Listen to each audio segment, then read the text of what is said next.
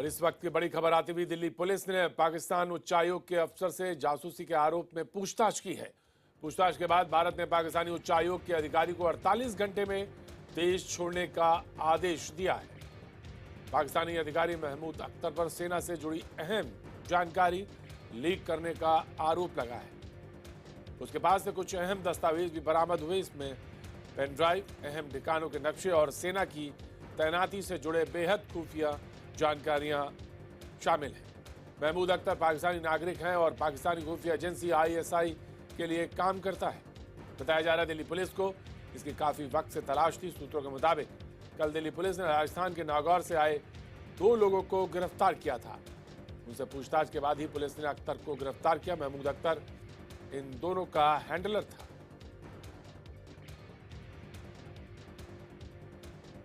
तो 2 भारतीय भी गिरफ्तार हुए हैं जिनकी निशानदेही पर मोहम्मद अख्तर को पुलिस ने पूछताछ के लिए बुलाया। उसके बाद उसको छोड़ दिया, लेकिन 48 घंटे का समय दिया है देश से वापस जाने के लिए।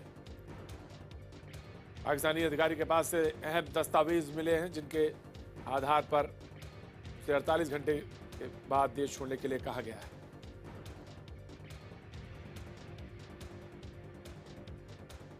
जासूसी के आरोप में पाकिस्तान उच्चायोग के अधिकारी से पूछताछ के लिए दिल्ली पुलिस ने महमूद अख्तर से पूछताछ की। उसके पास से अहम रक्षा दस्तावेज बरामद हुए हैं। इस पर आरोप है कि रक्षा जानकारी उसने लीक करी। महमूद अख्तर कल दिल्ली से पकड़े गए थे। पाकिस्तान के राजस्थान के रहने वाले 2 शख्स नागौर से आए थे। दोनों जासूस अख्तर को जानकारी देने आए थे। सेना के बारे में जानकारी, सेना की तैनाती से जुड़ी जानकारी देने आए थे दोनों जासूसों का हैंडलर है महमूद अख्तर। उसके पास से पेन ड्राइव, नक्शा बरामद हुआ है। महमूद अख्तर को 48 घंटे में देश छोड़ने का आदेश दिया गया है।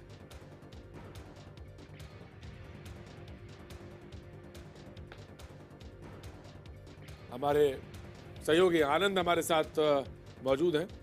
आनंद, जो दोनों शख्स गिरफ्तार किए गए नागौर से, इनके आधार पर ही अख्तर से पूछताछ की गई और क्या कुछ जानकारी और मिल पाई इन दोनों शख्स से?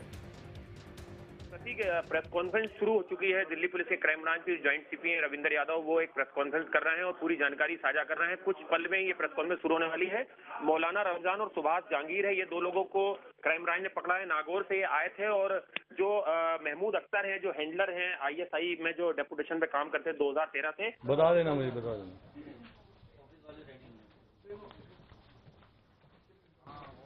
पे कुर्सी देख के आ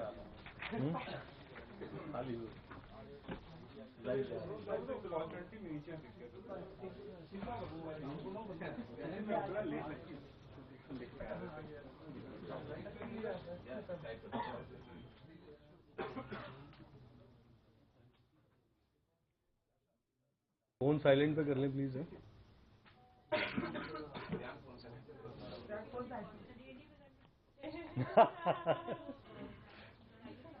This is not fair.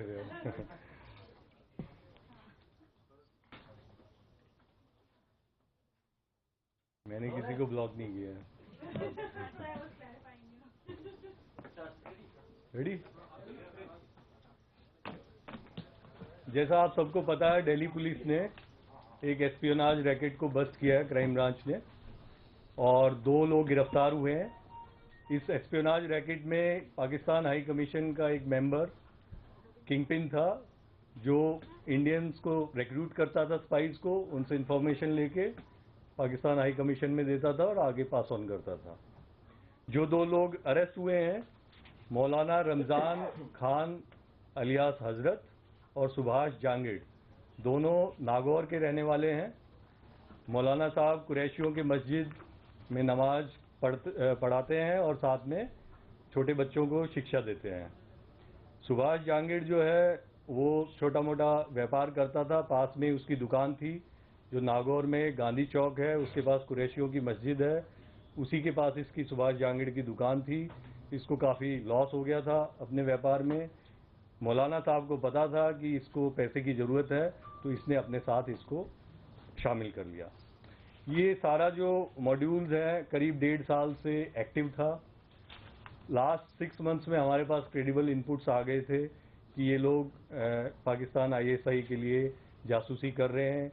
जो बॉर्डर एरियाज़ हैं वहाँ पे जो हमारे पैरामिलिट्री BSF का डिप्लॉयमेंट है, आर्मी का डिप्लॉयमेंट है, उसकी सारी जानकारी हासिल करके पाकिस्तान हाई कमीशन में जो पाकिस्तान इंटेलिजेंस ऑपरेटिव था महमूद अख्तर को दे रहे थे।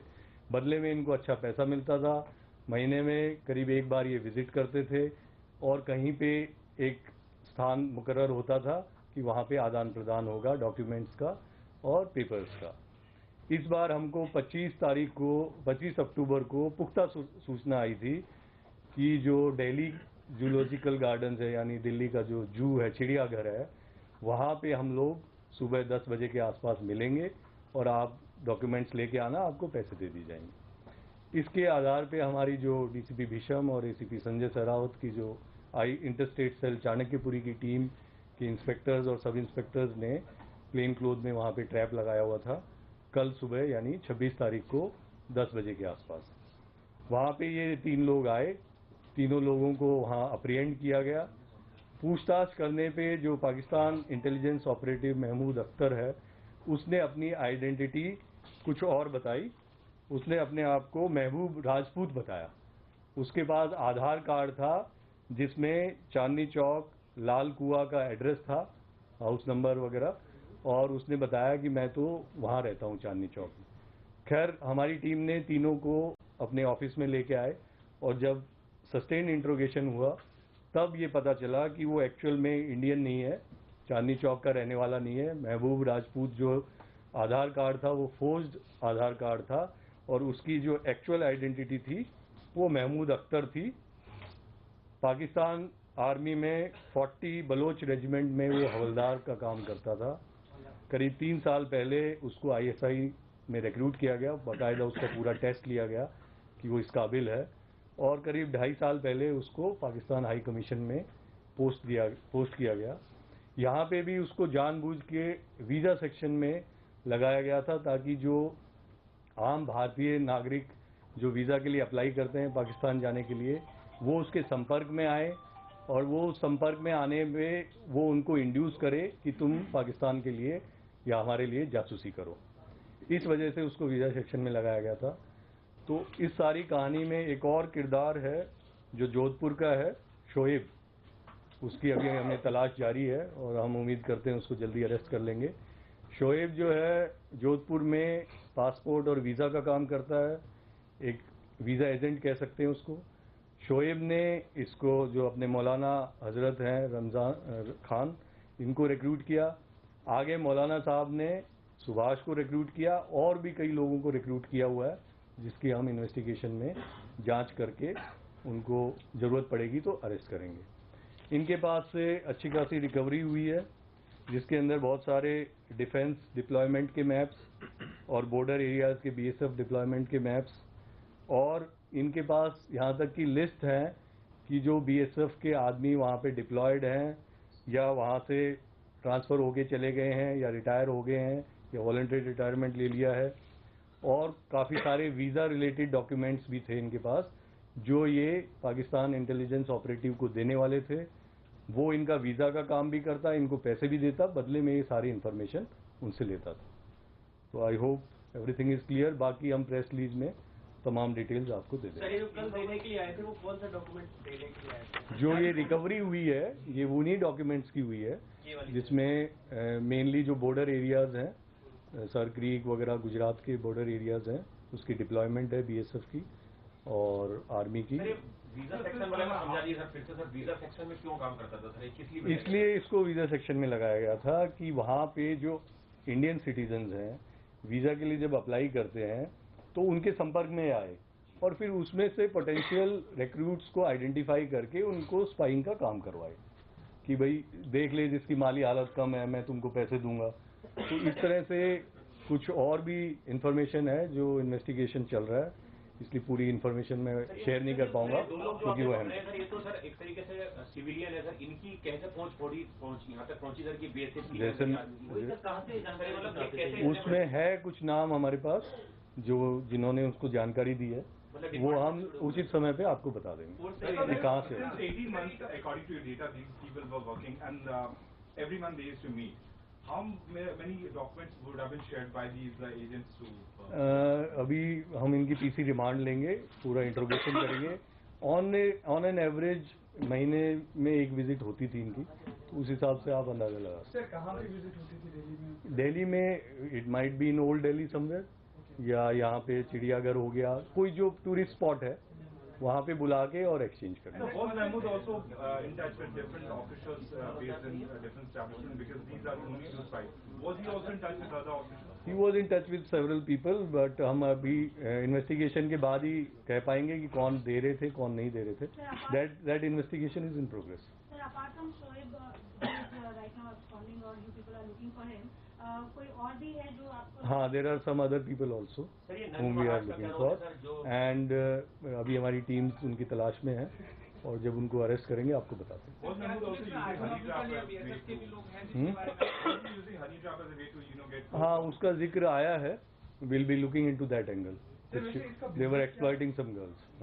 बिजनेस क्या था सुभाष का जो वहाँ पे? सुभाष का किराने की दुकान टाइप का था, लेकिन वो अभी हमें वेरीफाई करना है नागौर से। अभी तक जो उसने बताया कि मैं बहुत ज़्यादा कर्जे में आ गया था, मैंने बहुत ज़्यादा उधारी दे दी थी। We have to verify statements, and I was in need of money. Might be, I can not say for sure. कितने पैसे में मिलते थे डॉक्यूमेंट्स वगैरह? एग्जैक्ट अमाउंट अगर थोड़ा मोटा क्योंकि बता रहे थे कि काफी ज्यादा अमाउंट इसको अच्छा खासा कमा लेते थे। वो हम इनके अकाउंट्स वगैरह चेक करके आपको कंफर्म बताया नहीं कितना अमाउंट? बताया है, कुछ उसमें कॉन्ट्रडिक्शन आ रहे हैं, कोई 50,000 बोल रहा है, कोई 30,000, 40,000।